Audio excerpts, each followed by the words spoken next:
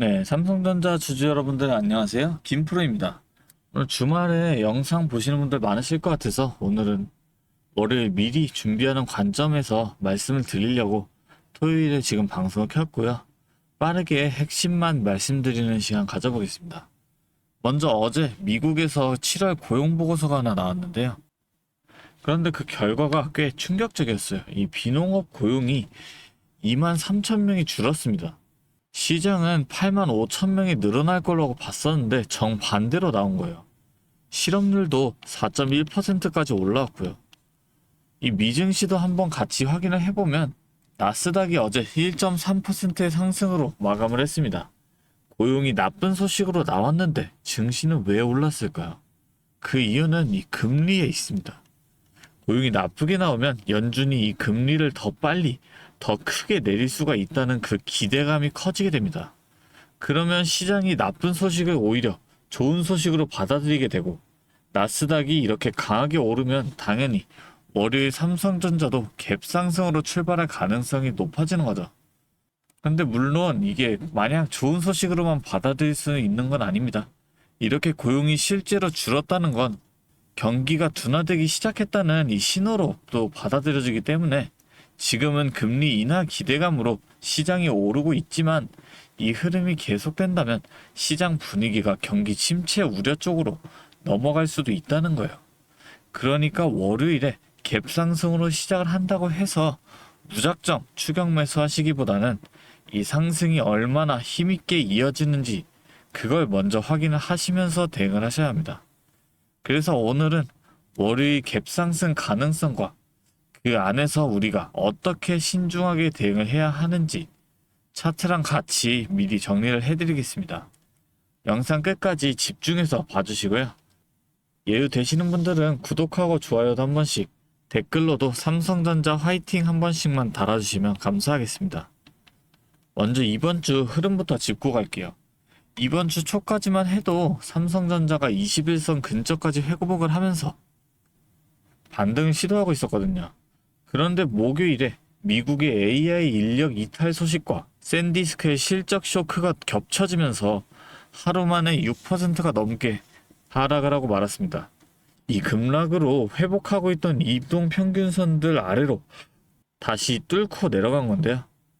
문제는 여기서부터인데 금요일에 그 하락분을 그대로 이어받았다면 추세가 완전히 무너지는 그림이 나왔을 텐데 실제로 그렇게 안 됐어요. 이 오전에 외국인이 들어오면서 하락을 막았고 오후 들어서는 모건 스탠리와 메릴 린치 그리고 골드만삭스가 줄줄이 매도로 돌아섰는데도 결국 플러스로 마감을 한 겁니다. 기술적으로 보면 이게 중요한 이유가 있어요. 목요일 저점을 금요일에 다시 테스트하러 가지 않았다는 건데 급락한 다음날 이 저가를 다시 건드리지 않고 오히려 그 위에서 마감을 했다는 건 이 목요일 저점이 단기 바닥으로 기능을 하고 있다는 신호가 되는 거고 월요일 갭 상승은 목요일 지점을 지지선으로 다진 다음에 다시 반등 시도로 볼 수 있는 겁니다. RSI 지표도 한번 보여드릴게요. 이 RSI는 지금 이 주식을 살려는 사람이 많은지 팔려는 사람이 많은지를 숫자로 보여주는 지표인데요. 이게 0부터 100까지가 있는데 살려는 사람이 너무 많으면 70을 넘어가면서 단기 과열 상태가 됩니다. 이 과열 구간을 넘어가게 되면 조정이 나올 수 있습니다. 실제로 6월 2일에 과열 구간에 진입을 하자마자 조정이 나오고 말았죠. 반대로 팔려고 하는 사람들이 많으면 30보다 아래로 떨어지면서 이걸 과매도라고 부르고요. 30 아래의 바닥까지 찍게 되면 반등 신호가 나올 수도 있습니다. 지금 삼성전자의 RSI는 지금 43까지 내려와 있습니다. 이게 왜 이 자리까지 내려왔냐면 이 목요일 날에 있던 이 급락의 여파가 아직 다 안 풀렸기 때문이에요. 그런데 여기서 중요한 건 그렇게 크게 빠졌는데도 이 30대 과매도 구간까지는 안 내려갔다는 건데요.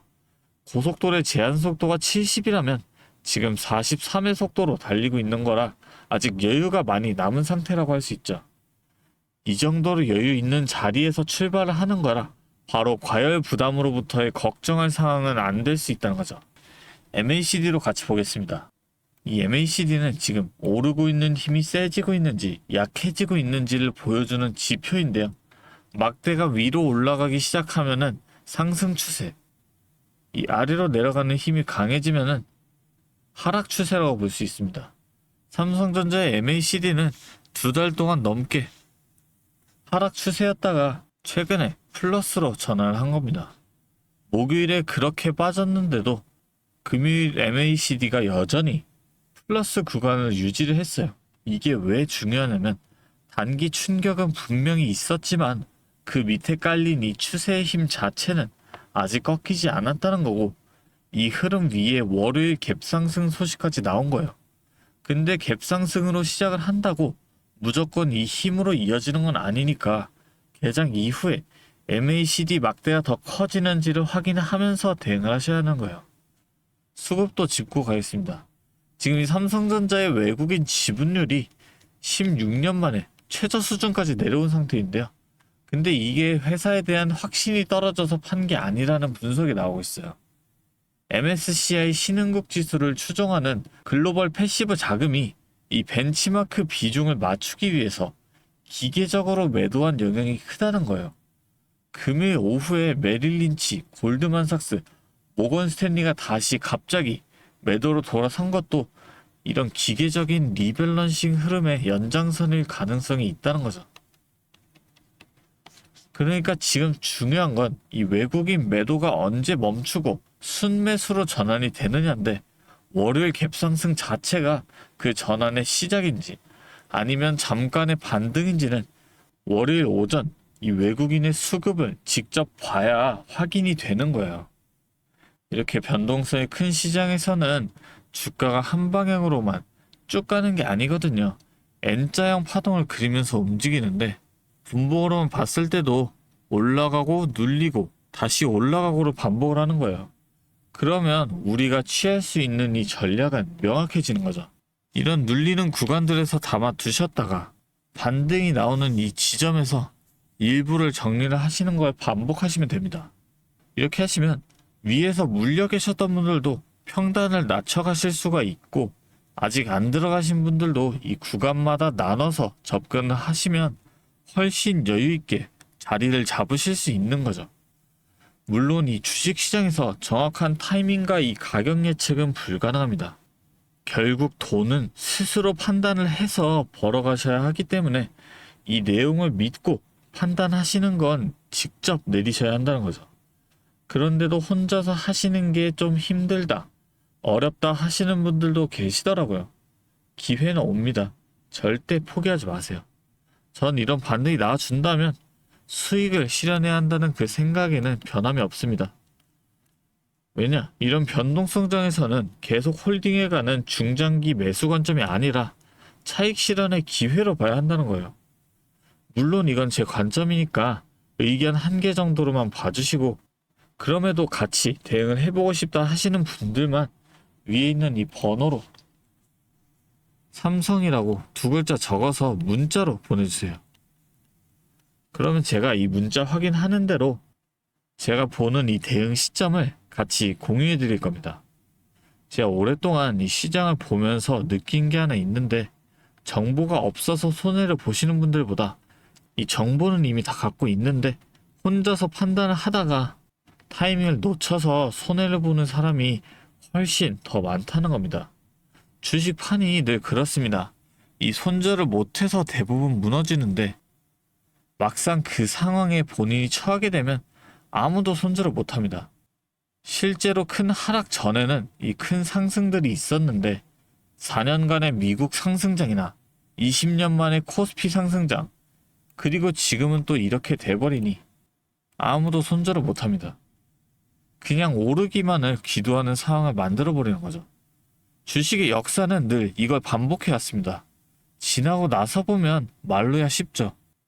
그래서 지금은 그 판단 내리시는 걸 도와드리고 있는 거고, 근거는 이미 오늘 영상에서 다 말씀을 드렸잖아요. 그런데 그 근거를 알고 있는 것과 실제로 그 타이밍에 맞춰서 행동을 하시는 건 완전히 다른 문제예요. 그래서 저는 그 사이의 간격을 메워드리려는 거고, 여러분이 저처럼 좋은 자리를 흘려보내시거나 타이밍을 놓치시는 시행착오를 겪지 않으셨으면 합니다. 지금 이 영상 여기까지 보고 계신 분들은 이미 남들보다 한 발 앞서 계신 겁니다. 그래서 이렇게 끝까지 함께 해주신 주주분들만을 위해서 특별한 이 선물도 하나 준비해 왔으니까요. 지금까지 영상 보신 분들만큼은 꼭 놓치지 마시고 같이 챙겨가셨으면 좋겠습니다. 자, 오늘 제가 준비한 선물은 요즘 굉장히 핫한 이 AI와 관련된 종목인데요. 자, 그런데 이 AI가 사용되는 곳이 굉장히 또 많고 용량도 크다 보니까 전기가 부족해져서 이 전력난이 상당히 심각하다는 겁니다.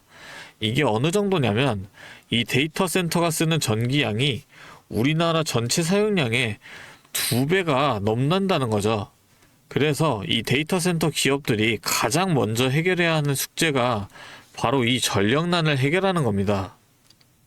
자, 그런데 이 전력난을 해결하려고 발전소를 더 지으려면 이 10년이 넘는 시간이 걸리는데 당장 내일 전기가 모자란데 10년은 너무 길죠.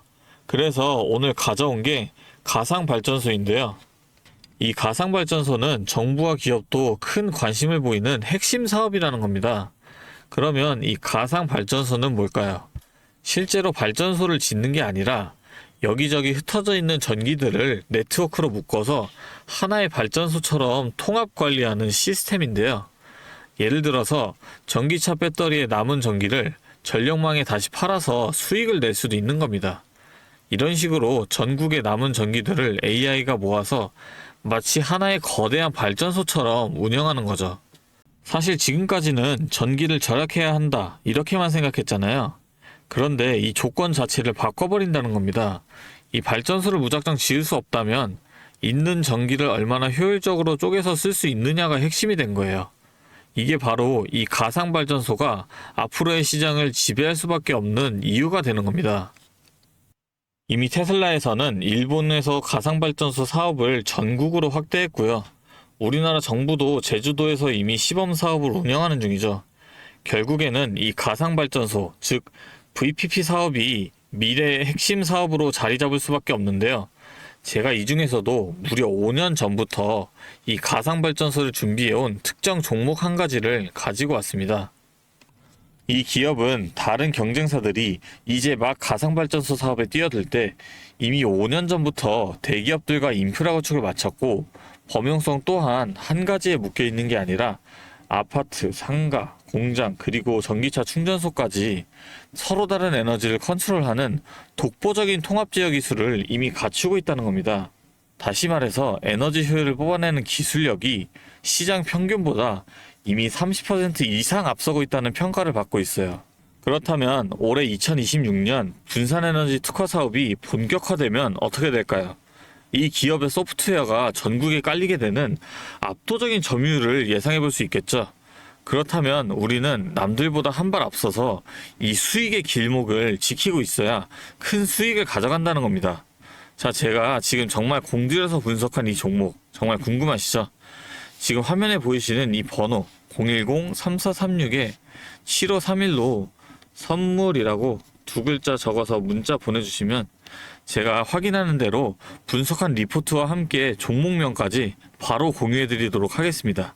제가 드리는 이 선물로 우리 구독자분들이 조금 더 여유있고 성공적인 투자 이어나가셨으면 좋겠고요.